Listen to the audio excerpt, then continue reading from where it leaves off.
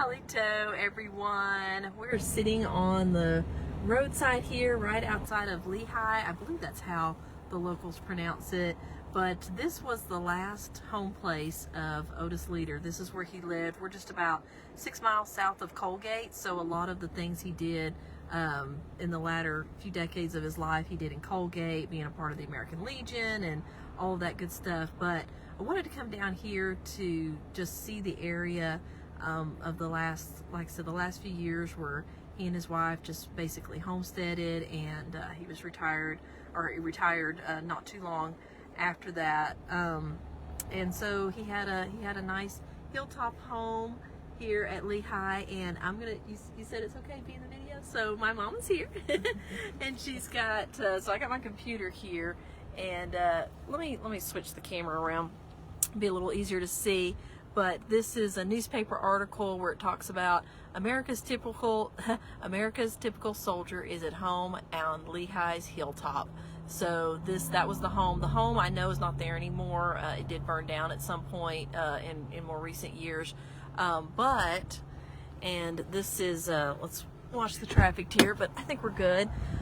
So we're, like I said, right outside of Lehigh's that way, and we know that his home was somewhere on this road on the west side. So I'm looking at, we found this hill. I have no idea if this is actually it, but if it is, it would be really cool. So he had his home on a hilltop, and it looked the valley where Lehigh is, again, that direction.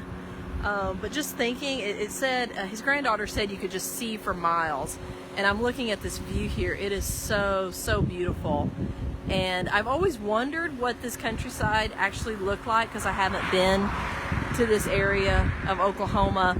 But looking at this, it's not hard to imagine. It brought to mind for Otis the French countryside, because this is some really similar country to what he would have seen whenever he was over in France during World War I in 1917, 1918. That's just looking at this, because I've been at the battle sites and some of the French countryside where he was at, and I've always, there are similarities there with Oklahoma and France. So I just think about this hilltop home that he had and how it commanded a view for miles and miles, and just thinking about how similar that was to his experience in France.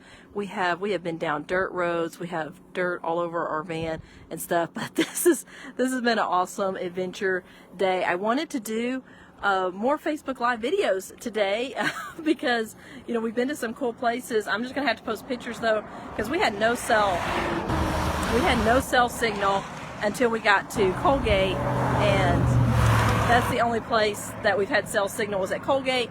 Or we had some cell signal, but not enough to do a Facebook Live video. So this is the first one I've gotten to do today.